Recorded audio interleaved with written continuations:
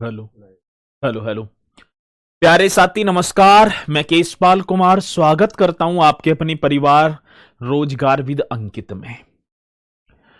आशा करता हूं कि भैया जी आप सभी अच्छे होंगे, बढ़िया होंगे, खुशहाल होंगे और जहां भी होंगे एकदम शानदार एवं जानदार होंगे। प्यारे साथी शाम के बज चुके हैं 5 और आप सभी को पता है कि एक बहुत ही जानदार एवं शानदार हमारी साथ ही उत्तर प्रदेश की बात करें, उत्तर प्रदेश स्पेशल, जिसमें कि एक प्राकृतिक संसाधन और उसी में देखूं तो साथी खनिज संसाधन हमारा टॉपिक जो कि आधा अधूरा रह गया था, उसी को पूरा करते हुए तो एक बार मेरे साथी जोरदार तरीके से आप सभी के सभी यहां पर जुड़ जाएंगे और फिर हम अपने इस सेशन को एक शानदार तरीके से स्टार्ट भी कर पा रहे होंगे। तो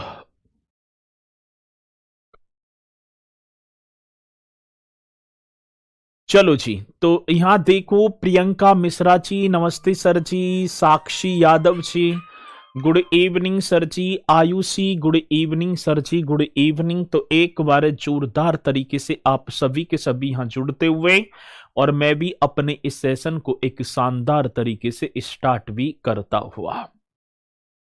तो सभी के सभी मेरे साथी यहाँ पर बन चुके हैं और देखूंगा तो साथी सिंह जी, ज्योति हैं, पंडित बिशन नारायण दत्त जी हमारे साथ और सरोज जी, और जो हमारा टॉपिक छुटा हुआ था उसी को हम यहाँ पर पूरा करते हुए और चलते हैं भैया जी। अब एक खनिजों की बात चल रही थी ना, उत्तर प्रदेश में खनिज संसाधन। हाँ सर, ठीक है।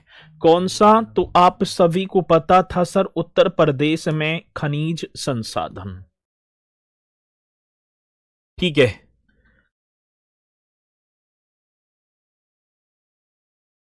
उत्तर प्रदेश में क्या होगा सर जी? खनिज संसाधन।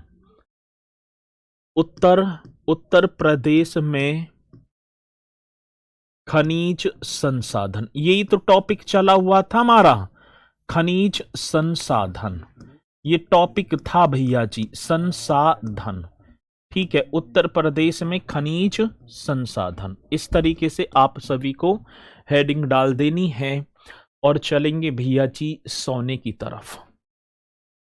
सोना आज देखूं तो भैया जी सोने की भाव, ठीक है, बहुत हाई फाई।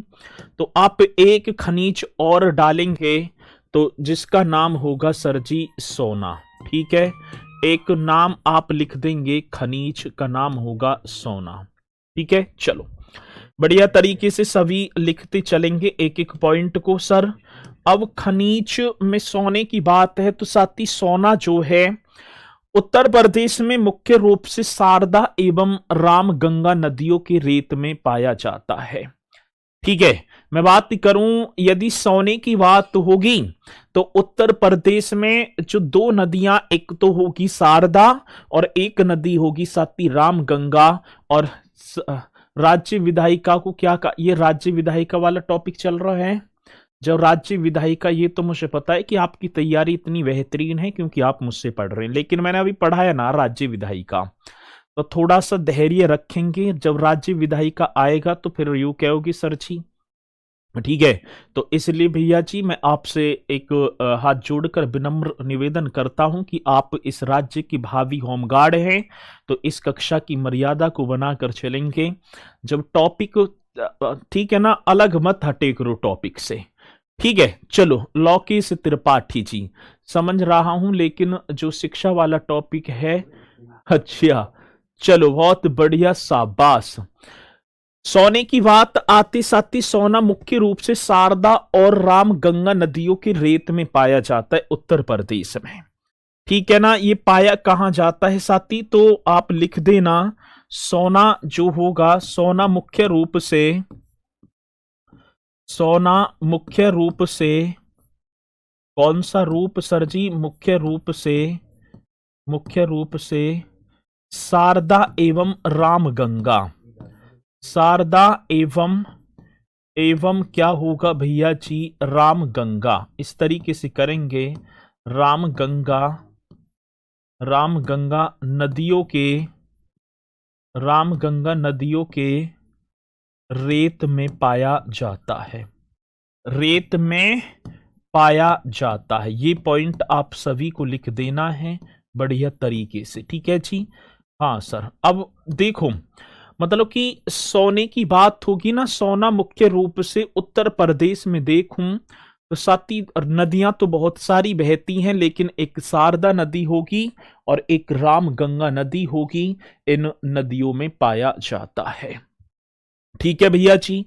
हाँ सर, और आज देखूं ना एक और है, इन दोनों की दोनों नदियों में भैया जी, एक तो शारदा और एक रामगंगा, इन दोनों नदियों में देश का 1% सोना।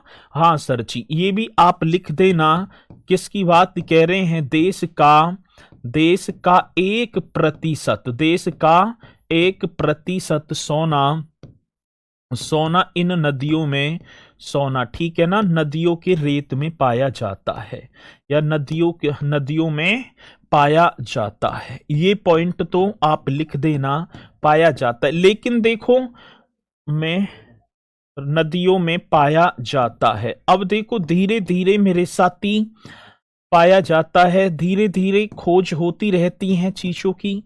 अब एक बात और आई भैया जी, नवीन खोजों के अनुसार ललितपुर जिले के भीकमपुर क्षेत्र और साथ ही एक आपका सोनभद्र का हरदी क्षेत्र है, यहां पर भी सोना पाया जाता है।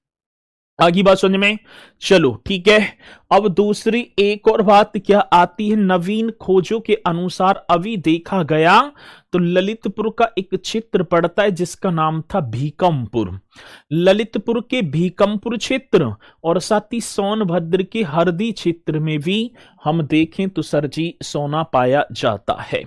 ये पॉइंट भी आप लिखेंगे, नवीन खोजों के अनुसार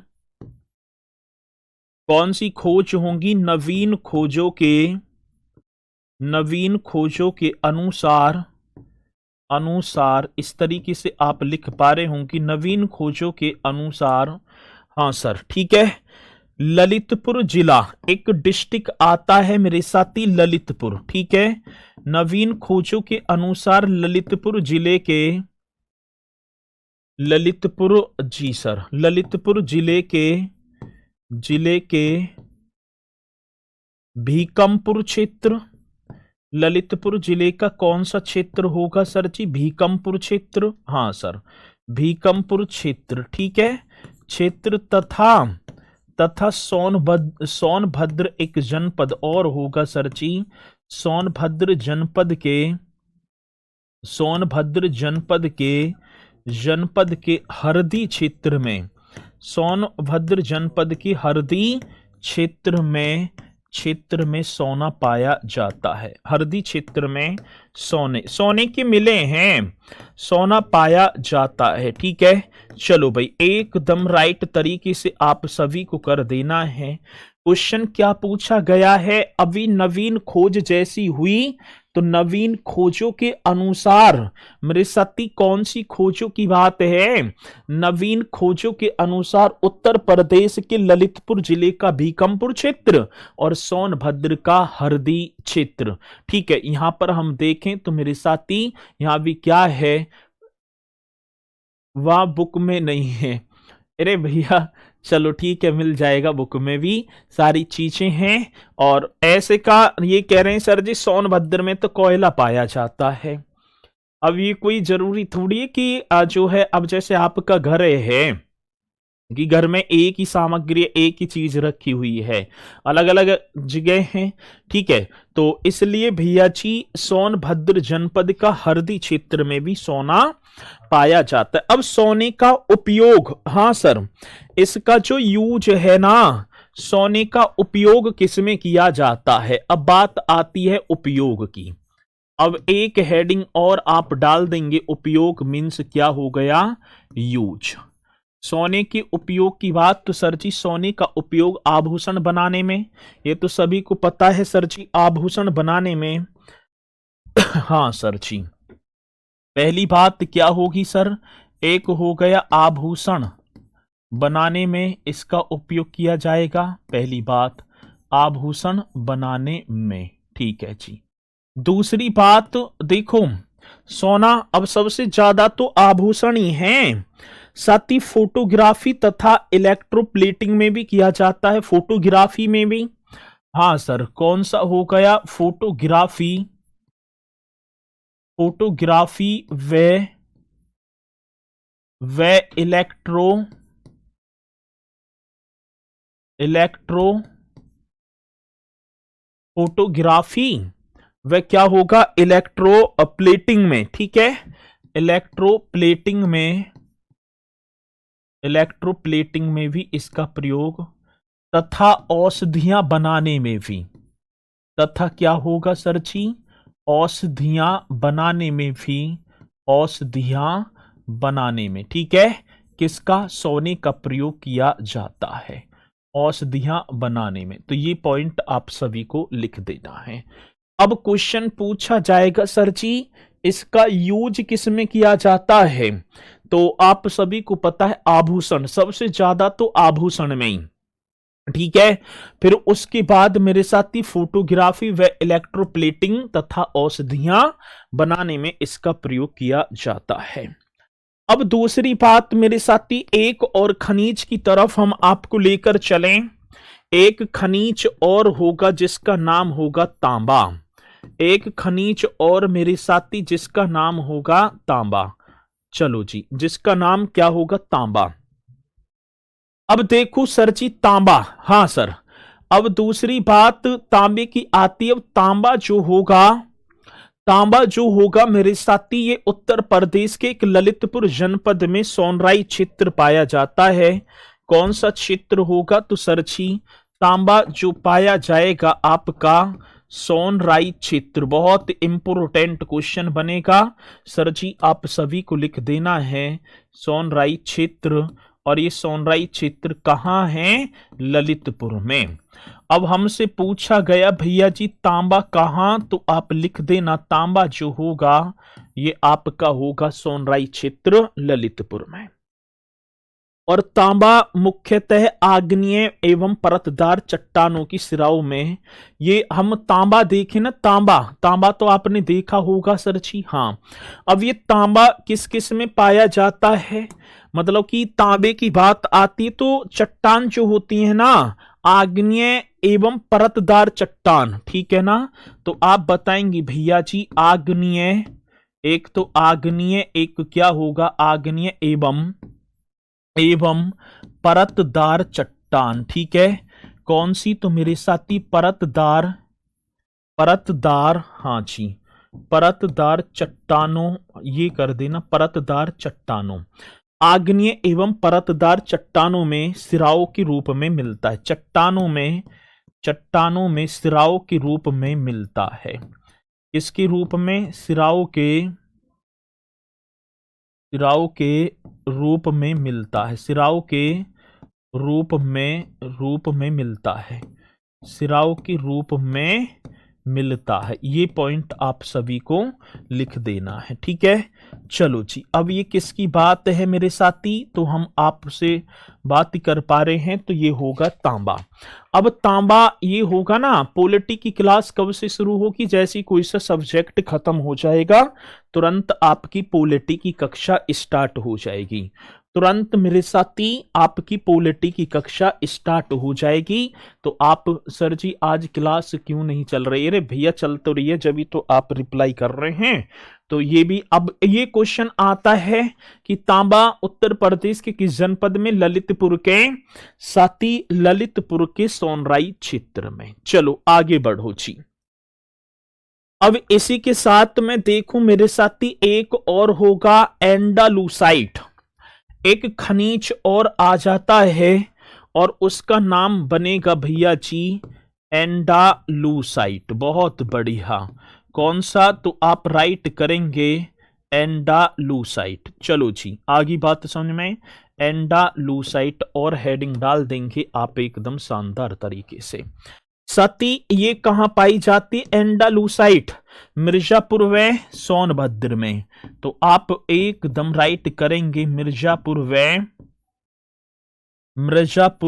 सोनभद्र में। मिर्जापुर व सोनभद्र में सोनभद्र में क्या एंडालूसाइट पाई जाती है? और जो कि पोर्सिलेन तथा स्पार्क प्लग उपयोग में एंडालूसाइट का प्रयोग किया जाता है। अब उपयोग आप देखेंगे, स्पार्क प्लग ना बनाती, स्पार्क प्लग, हाँ जी, तो इसका जो प्रयोग किया जाएगा स्पार्क प्लग में, ठीक है ना, उपयोग स्पार्क प्लग बनाने में इसका प्रयोग किया जाता है एंडालूसाइट का। नोट करते चलेंगे सर, ठीक है। आगे बात समझ में, बहुत बेहतरीन क्वेश्चन होगा। एंडालूसाइट मिर्जापुर व सोनभद्र में, और सर जी इसका उपयोग स्पार्क प्लग में किया जाता है। चलो जी, ठीक है, यहां से एकदम राइट पॉइंट होंगे, इन्हें आप लिखते चलना। इसी के साथ भैया जी देखूं तो एक और होगा पोटास लवण। एक और आपने पढ़ा होगा खनिज जिसका नाम होगा पोटास लवण। हाँ सर जी, कौन सा एक और खनिज होगा जिसका नाम बनेगा पोटास लवण? राइट कर देना सर, बहुत बढ़िया जी, मैंने तो लिख दिया पोटास लवण।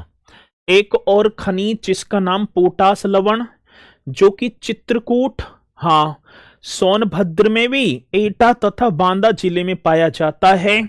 और पोटास लवण के मामले में उत्तर प्रदेश का देश में तीसरा स्थान है। पोटास लवण की बात, पोटास के भंडारण में उत्तर प्रदेश का, ये बताएंगे पोटास लवण, ठीक है। पोटास लवण की भंडारण में, ये कर देना सर जी, किसकी बात कह रहे हैं? भंडारण में,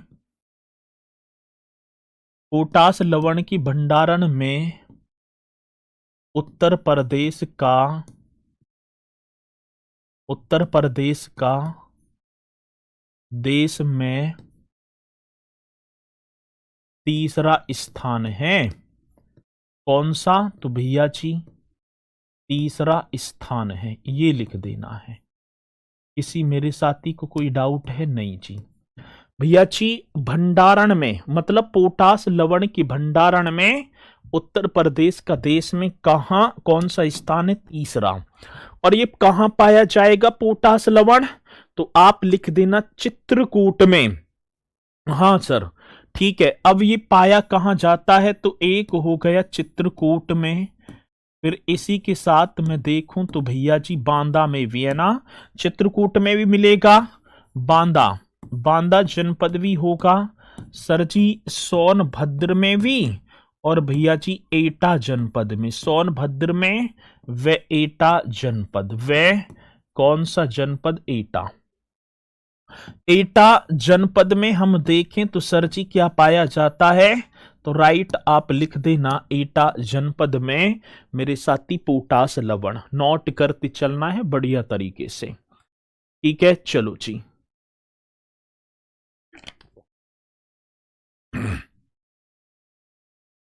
ठीक है, तो ये पॉइंट भी एकदम करेक्ट होगा। अब इसी के साथ एक और आता है साथी, रॉक फास्फेट। रॉक फास्फेट और करेंगे भैया जी, एक और नाम आपका होगा मेरे भैया जी रॉक फास्फेट, ठीक है। कौन सा? रॉक फास्फेट, रॉक फास्फेट, ये भी आपको एक हेडिंग डाल देनी है, रॉक फास्फेट। चलो, अब रॉक फास्फेट हम देखें तो ये कहां पाया जाता है रॉक फास्फेट? तो आप लिख देना साथी, ललितपुर का एक दुर्माला, किमोई, मसराना, मालदेवता और चमसारी क्षेत्र है, वहां पर रॉक फास्फेट के अपार भंडार हैं।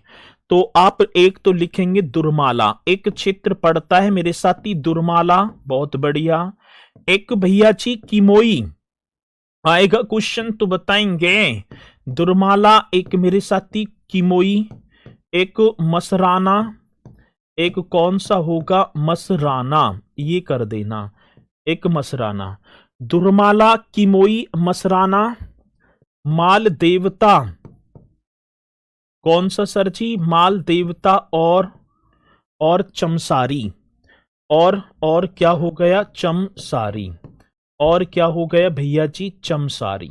और ये जो क्षेत्र है ना, ये चमसारी क्षेत्र, इनकी यदि बात की जाए तो ये सभी के सभी भैया जी ये उत्तर प्रदेश के ललितपुर जनपद में हैं। ये उत्तर प्रदेश के कौन से जनपद में? ललितपुर में। तो मेरे साथी क्वेश्चन आएगा कि दुर्माला, किमोई, मसराना, माल देवता और चमसारी क्षेत्र रॉक फास्फेट के लिए प्रसिद्ध हैं। ये क्षेत्र उत्तर प्रदेश की कौन सी जनपद में? तो आप बताएंगे सर जी तो ललितपुर में पढ़े थे मैंने। ये कौन से जनपद की बात कह रहे हैं? तो सर जी तो ललितपुर में हमने पढ़े थे। ठीक है, आगे बात सुनने में, चलो बहुत बढ़िया।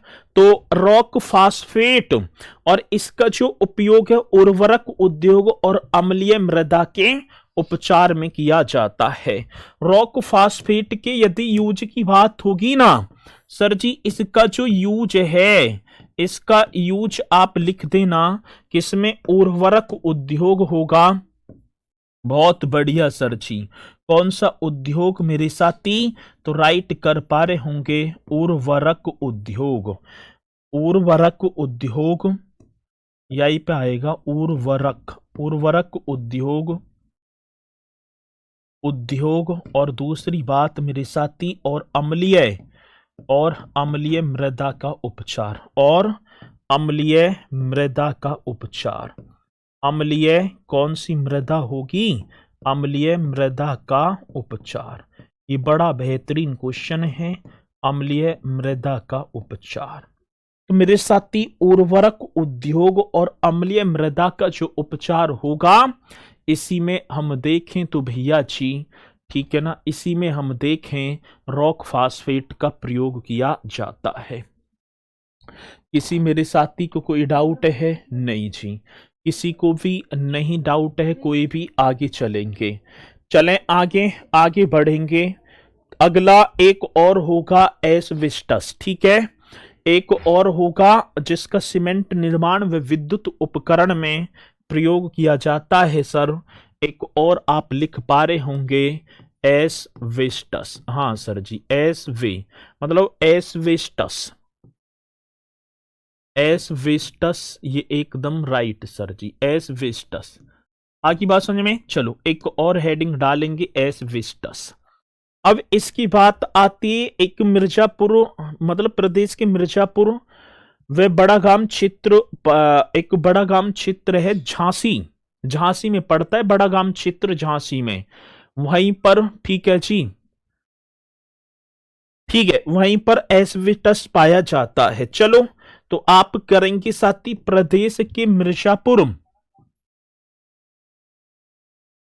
प्रदेश के क्या सर जी? मिर्जापुर, करेक्ट कर दो, मिर्जापुर मैंने लिख दिया, लिख दो जी। प्रदेश के मिर्जापुर व एक क्षेत्र होगा सर जी जिसका नाम होगा बड़ागाम। ठीक है, और बड़ागाम ये कहां पर है? झांसी। बड़ागाम क्षेत्र, और ये क्षेत्र कहां पर सर जी? झांसी में। बड़ागाम क्षेत्र झांसी, और यहीं पर हम देखें तो भैया जी बड़ागाम क्षेत्र झांसी। प्रदेश के मिर्जापुर व बड़ागाम क्षेत्र झांसी में पाया जाता क्या? एस्बेस्टस पाया जाता है। ये आप सभी को लिख देना है, क्या पाया जाता है मेरे साथी? एस्बेस्टस पाया जाता है। आगे बात समझ में सभी के? ठीक है, चलो जी। सर जी आप नहीं बताए कि जौनपुर में कुछ नहीं मिलता है। जब जौनपुर में कुछ मिलता ही ना है तो मैं कहां से वहां जी भैया जी पैदा कर दूं? ठीक है, जौनपुर में नहीं है, जो भी है वो आपके सामने मैं लिखाता चल रहा हूं यहां पर। तो प्रदेश के मिर्जापुर में बड़ागाम क्षेत्र झांसी में एस्बेस्टस पाया जाता है, जिसका उपयोग सीमेंट निर्माण व विद्युत उपकरणों में, ठीक है, आज उपयोग की बात होगी ना तो आप लिख देना भैया जी इसका उपयोग किसमें किया जाता है? तो आप बताएंगे सीमेंट निर्माण व विद्युत उपकरणों में। कौन सा? तो सीमेंट निर्माण, सीमेंट निर्माण व विद्युत उपकरणों में। ठीक है, वह कौन सा उपकरण होगा विद्युत उपकरणों में, ये कर देंगे विद्युत उपकरणों में। ठीक है जी, चलो। सीमेंट निर्माण व विद्युत उपकरणों में इसका प्रयोग, इसका यूज किया जाता है। तो ये पॉइंट आप सभी नोट करते चलना। ये एक एक पॉइंट मेरे साथी आजमगढ़ में सर नहीं बताए। अरे भैया, जब है ही ना तो आजमगढ़ में हम कहाँ से बताएं। ठीक है, कि आजमगढ़ में नहीं बताए, जब आजमगढ़ में है ही ना तो हम क्या बताएं। ठीक है, चलो आगे बात समझ में। अब ये भी पॉइंट एकदम राइट होगा। एक मुझे बता दो सर जी, कुछ और पॉइंटों की तरफ मैं आपको लेकर चलूं। उत्तर प्रदेश में ग्रेफाइट कहां पाया जाता है? एक आ गया सर जी, ये सिंगल सिंगल क्वेश्चन ग्रेफाइट। कई बार क्वेश्चन आएगा कि उत्तर प्रदेश में ग्रेफाइट कहां, बता देना। एक सर जी प्लेटिनम, यदि बात की जाए प्लेटिनम, प्लेटिनम ये कहां पाया जाता है? चलो भैया जी, ग्रेफाइट प्लेटिनम एक कैल्साइट, कौन सा होगा? कैल्साइट। ये भी खनिज ही तो हैं। कैल्साइट कहां पाया जाता है जी, बताएंगे। एक पाइराइट्स मेरे साथी, कौन सा? पाइराइट्स, बहुत बढ़िया जी सर, एकदम करेक्ट करेंगे। पाइराइट्स कहां पाया जाता है? पाइराइट्स होगा। चाइना किले, सर जी एक और आप लिख पा रहे होंगे, चाइना किले, जल्दी से बताएंगे सर। चाइना किले एकदम करेक्ट होगा भाई, चाइना किले हो गया। एक आप कर देना साथी गेरूम और एक फेल्सपार। एक आप लिख दो फेल्सपार, फेल्सपार, और एक मेरे साथी आप लिखेंगे यहां पर गेरू। एक आप लिख देना गेरू। अब गेरू तो उत्तर, गेरू ना होता गेरू, जो पशुओं के सींग वगैरह पर लगा दिया जाता है, जो ग्रहण वगैरह पड़ता है, गेरू। तो ये आपका हो गया बांदा में। साथी बांदा में गेरू पाया जाता है। और ग्रेफाइट उत्तर प्रदेश का एक हमीरपुर जनपद होगा। हमीरपुर आपने पढ़ा है, हमीरपुर, हाँ सर। और एक हो गया चुनार। और चुनार कहाँ पड़ता है? ये पड़ता है मिर्जापुर में। चुनार कहाँ होगा? तो भैया जी मिर्जापुर, राइट कर दो, कर दिया जी। ठीक है, चुनार मिर्जापुर में। प्लेटिनम की बात साथी ललितपुर में, प्लेटिनम की बात आ जाती है तो आप करेक्ट करेंगे ललितपुर। ललितपुर यहां पर लिख देंगे। कैलसाइट हमसे पूछा गया मिर्जापुर में, कैलसाइट कहां पर? तो आप राइट करेंगे मिर्जापुर। अच्छा जी, और क्या? पाइराइट्स की बात आती साथी सोनभद्र, बहुत बढ़िया। पाइराइट्स मेरे साथी सोनभद्र जनपद आप लिख पा रहे होंगे, सोनभद्र। चाइना किले आप कर देना बांदा व सोनभद्र में। बांदा वे कहा? तो राइट बता देना सोनभद्र। चलो जी, ये भी करेक्ट है। और फेल्स पार की बात आती है मेरे साथी आपका झांसी में। तो कुछ इन्हें वन लाइनर थॉट में भी आप याद कर लेंगे। ठीक है, चलो जी। हाँ सर, करवा दिए तो सही। ठीक है, बहुत बढ़िया। ग्रेफाइट पहले तो हमारे आ, हमीरपुर, तो ये हमीरपुर लिखा हुआ तो है भैया। तो चुनार में भी पाया जाता है, चुनार मिलता, चुनार स्थित है मिर्जापुर में। तो इन पॉइंटों को भी आप एकदम शालीनता के साथ करेंगे। चलो जी।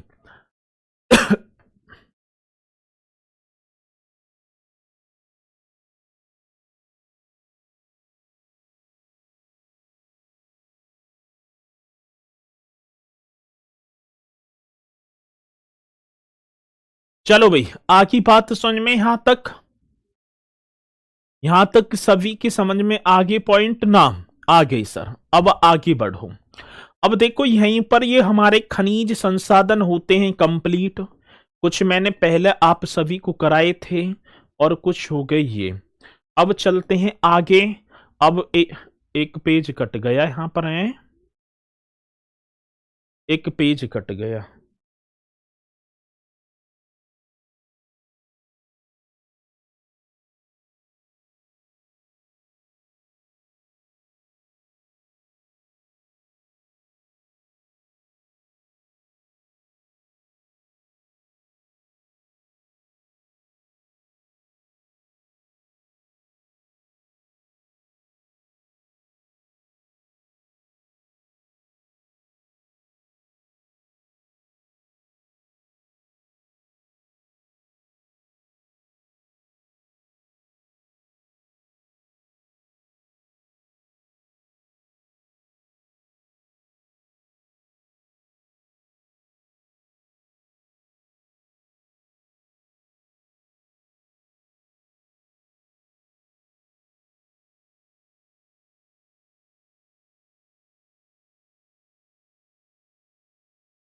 अब आगे बात समझ में। संबंधित उत्तर प्रदेश की वन्य जीव बिहार। साथ ही ये वन्य जीव बिहार में देखूं तो ये इतना इंपोर्टेंट टॉपिक इसी में होगा जो कि आप सभी को एकदम बेहतरीन तरीके से करना भी होगा। अब देखते हैं, एक तरफ वन्य जीव बिहार ये दे रखा है, एक तरफ संबंधित जिला जो कि पता होगा, एक तरफ क्षेत्रफल वर्ग किलोमीटर में, स्थापना वर्ष, मुख्य वन्य जीव। सर जी चंद्रप्रभा वन्य जीव बिहार, अब देखो भैया जी लिखा हुआ है चंद्रप्रभा वन्य जीव बिहार, ये प्रथम वन्य जीव बिहार होगा प्रदेश का। ये प्रदेश का कैसा होगा सर जी? प्रथम वन्य जीव बिहार होगा प्रदेश का। आगे बात समझ में? हाँ सर। और इसकी अवस्थिति देखो, चंद्रप्रभा वन्य जीव बिहार चंदौली में स्थित है और इसका क्षेत्रफल होगा 78 वर्ग किलोमीटर और इसकी स्थापना हो जाती 1957 में। अब क्वेश्चन पूछा जाए कि प्रदेश का पहला वन्य जीव अभयारण्य कौन सा है, तो आप चंद्रप्रभा वन्य जीव अभयारण्य बताएंगे। कौन सा सर जी? चंद्रप्रभा वन्य जीव अभयारण्य, जो कि कहां पर? चंदौली में। चंद्रप्रभा चंदौली 78 वर्ग किलोमीटर में और 1957 में इसकी स्थापना हो जाती है। ये पॉइंट एकदम राइट करना। एक और होगा किशनपुर वन्य जीव बिहार, सती किशनपुर वन्य जीव बिहार लखीमपुर खीरी में होगा और 203.14 क्षेत्रफल इसका होगा। 1972 में इसकी स्थापना भी होगी। मेरे साथी किशनपुर हम देखें तो भैया जी किशनपुर वन्य जीव बिहार।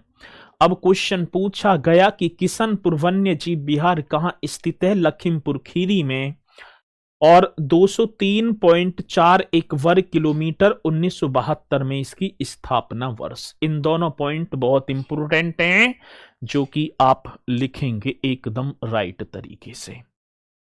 ठीक है, चलो जी इसी के साथ आगे बढ़ो जी। आगे सती कतरनिया घाट वन्य जीव बिहार, एक और क्वेश्चन होगा। कतरनिया घाट वन्य जीव बिहार ये बहराइच जनपद में होगा सर और 400.09 वर्ग किलोमीटर, 1975 में इसकी स्थापना वर्ष होगी।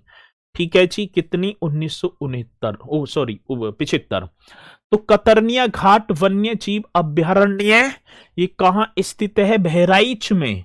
409.09 वर्ग किलोमीटर में फैला हुआ, 1975 में स्थापना। रानीपुर वन्य जीव बिहार की बात आती सर जी, ये आपका चित्रकूट में 230.31 वर्ग किलोमीटर और 1975 में इसकी भी स्थापना हो जाती है। किसी मेरे साथी को कोई डाउट है? नहीं जी भैया जी। कतरनिया घाट वन्य जीव बिहार बहराइच में और 400.09 वर्ग किलोमीटर, 1975 में स्थापना वर्ष। रानीपुर वन्य जीव बिहार ये चित्रकूट, ये 230.31 और 1977 में इसकी स्थापना। आगे चलेंगे सर जी। एक और दूसरी बात क्या होगी भैया जी? महावीर स्वामी वन्य जीव बिहार ये प्रदेश का सबसे छोटा होगा, लिखा भी है सबसे छोटा। देखो प्रदेश का सबसे छोटा वन्य जीव बिहार महावीर स्वामी वन्य जीव बिहार, जो उत्तर प्रदेश के ललितपुर में मात्र 5 किलो वर्ग किलोमीटर में 1977 में इसकी भी स्थापना हो जाती है। ठीक है ना, 1977 में भैया जी इसकी भी स्थापना वर्ष आप लिख देना। इन्हें एक एक पॉइंट को नोट कर लेना बढ़िया तरीके से। आगे देखो जी, राष्ट्रीय चंबल वन्य जीव बिहार। अब देखो छठवां राष्ट्रीय चंबल वन्य जीव बिहार, जो कि मेरे साथी आगरा एवं इटावा में। ये कहां स्थित होगा? आगरा एवं इटावा। 635 वर्ग किलोमीटर, 1979 में इसकी स्थापना। राष्ट्रीय चंबल वन्य जीव बिहार एकदम करेक्ट क्वेश्चन होगा। राष्ट्रीय चंबल वन्य जीव बिहार भी आप करेंगे। कठिनाई का दिन ठंड अधिक है पर हौसला बुलंद रखे ए जवान। शायरी कठिनाई का दिन ठंड, बहुत बढ़िया, अपने हिसाब से सही लिखी है तुमने एकदम। ठीक है चलो जी, कैमूर वन्य जीव बिहार ये प्रदेश का सबसे बड़ा, अब देखो सबसे छोटा तो हमने अभी पढ़ा कि महावीर स्वामी वन्य जीव बिहार, और साथ ही ये आपका मिर्जापुर एवं सोनभद्र में 1342 वर्ग किलोमीटर 1982 में इसकी स्थापना भी हो जाती है। ठीक है, हस्तिनापुर वन्यजीव बिहार इसका नाम बदलकर राज्य वन्यजीव बारहसिंगा अभ्यारण्य कर दिया। ये नाम बदलकर क्या कर कर भैया जी, आप यहां लिख देंगे नाम बदल कर, नाम बदला, और पहले नाम क्या था हस्तिनापुर वन्यजीव बिहार, और नाम बदलकर ये कर दिया राज्य वन्यजीव बारहसिंगा अभ्यारण्य। ये मेरठ, बिजनौर, हापुड़, अमरोहा, मुजफ्फरनगर में स्थित है। 1159.16 वर्ग किलोमीटर और 1986 में इसकी स्थापना भी हो गई थी। ठीक है, ये भी पॉइंट एकदम राइट कर देंगे जी। चलो जी, ये पॉइंट भी आप एकदम करेक्ट करेंगे, और इसी के साथ भैया जी आगे चलते हैं, आगे बढ़ेंगे। ठीक है चलो आगे चलो जी। सोहोगी बरवा वन्य जीव अभ्यारण्य मेरे साथी महाराजगंज, ये भी बहुत इंपोर्टेंट है। 428 वर्ग किलोमीटर में और 1987 में भी इसकी स्थापना हो जाती है। भैया जी कब, तो 1987 में, राइट कर दो एकदम, कर दिया। सुहेलबा या सुहेल देव वन्य जीव बिहार, देखो सर जी ये बलरामपुर, गोंडा और सिरावस्ती में 452 वर्ग किलोमीटर 988 इसकी स्थापना वर, और कछुआ वन्य जीव बिहार ये वाराणसी में होगा 7 वर्ग किलोमीटर 1989 कछुआ के लिए। तो सर इन पॉइंटों को, और एक आपने अभी लिखा था साथी जो है कौन सा भैया जी बता भी रहे थे ना, ये तो हो गया दुधवा नेशनल पार्क। ठीक है, तो एक चलो नेशनल पार्क, एकमात्र नेशनल पार्क भी होगा हमारे यहाँ पर, दुधवा नेशनल पार्क, ये भी आप सभी को लिख देना है। Dudhwa national park, Dudhwa national park, और ये कहाँ स्थित है सर जी, ये लखीमपुर खीरी में। ये कहाँ पर, लखीमपुर खीरी, इस तरीके से आपको नोट कर देना है, और ये प्रदेश का एकमात्र नेशनल पार्क होगा। प्रदेश का एकमात्र सर जी, प्रदेश का एकमात्र नेशनल पार्क, प्रदेश का एकमात्र नेशनल पार्क मेरे साथी नाम होगा दुधवा नेशनल पार्क। प्रदेश का एकमात्र national park Dudhwa national park, और मेरे साथी ये कहां पर होगा, लखीमपुर खीरी में। चलो जी, इन्हें भी आप नोट कर लेना। अब उत्तर प्रदेश के पक्षी बिहार, चलो भाई उत्तर प्रदेश के ये हो गए पक्षी बिहार। ठीक है ना, अब पक्षी बिहार तो यहां पर, ठीक है, पक्षी बिहार, उत्तर प्रदेश की पक्षी बिहार ये होंगे। अब देखो ये पक्षी बिहार भी आप सभी को करने हैं, बहुत इंपोर्टेंट हैं। अभी देखो जी, ये होगा शहीद चंद्रशेखर आजाद, अब नाम रख दिया नवाबगंज पक्षी बिहार, पहला पक्षी बिहार है ये प्रदेश का क्या होगा साथी, पहला पक्षी बिहार। नाम था शहीद चंद्रशेखर आजाद, लेकिन आज नाम हो गया नवाबगंज, उन्नाव में है ये, स्थापना 1984 में। भैया जी शहीद चंद्रशेखर आजाद जिसे नवाबगंज पक्षी बिहार बोलूं मैं, ये पहला प्रदेश का पहला, ठीक है ना, पक्षी बिहार। ठीक है चलो 1984 में। समसपुर पक्षी बिहार मेरे साथी रायबरेली, 1987 में इसकी स्थापना हो जाती है 8 वर्ग किलोमीटर में। समसपुर, इनमें पक्षी रहते हैं। लाख बहोसी पक्षी बिहार कन्नौज में, 1988 में इसकी स्थापना हो गई।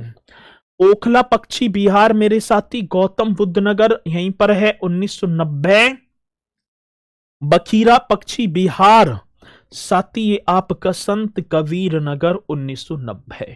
इन पॉइंटों को भी एकदम शालीनता के साथ आप नोट करेंगे, बहुत इंपोर्टेंट टॉपिक आपको मिलने वाला है। ठीक है, चलो जी सर, इंपोर्टेंट बताइए, बताया कीजिए सर प्लीज सीन माई। भैया जी एक और बात है, सभी की सभी इंपोर्टेंट हैं। ठीक है, हमारा जो एग्जाम जो ना निकलने का कारण क्या होता है, कुछ चीजों को हम ऐसे छोड़ देते हैं, ये तो इंपोर्टेंट ही नहीं है। हम कैसे डिसाइड कर देंगे कि इंपोर्टेंट है या इंपोर्टेंट नहीं है भैया, हम कैसे बता देंगे? ये कंपटीशन है, 35 लाख बच्चे एग्जाम में बैठेंगे, ऐसे ना है कि तुम्हारा कंपटीशन 10-20 बच्चों से है। 35 लाख बच्चों से कंपटीशन होगा और छोटा मोटा कंपटीशन नहीं है। तो इसलिए मेरे साथी अपनी बढ़िया तरीके से ये ना करेंगे कि इम्पोर्टेंट नहीं है और ये नहीं है वो नहीं है। ठीक है, आगे बात समझ में ना? हाँ सर, चलो जी आगे बढ़ो, आगे देखो जी सर, सांडी पक्षी बिहार हरदोई में, ये सांडी पक्षी बिहार होगा हरदोई में 1990 में और 3 वर्ग किलोमीटर में ये भी फैला होगा। एक समान पक्षी बिहार मेरे साथी मैनपुरी, ये भी 1990 में, अब तो 1990 ही आएंगे। पार्वती अर्गा ये गोंडा में 1990 में। ठीक है, विजय सागर पक्षी बिहार महोबा में 1990 में।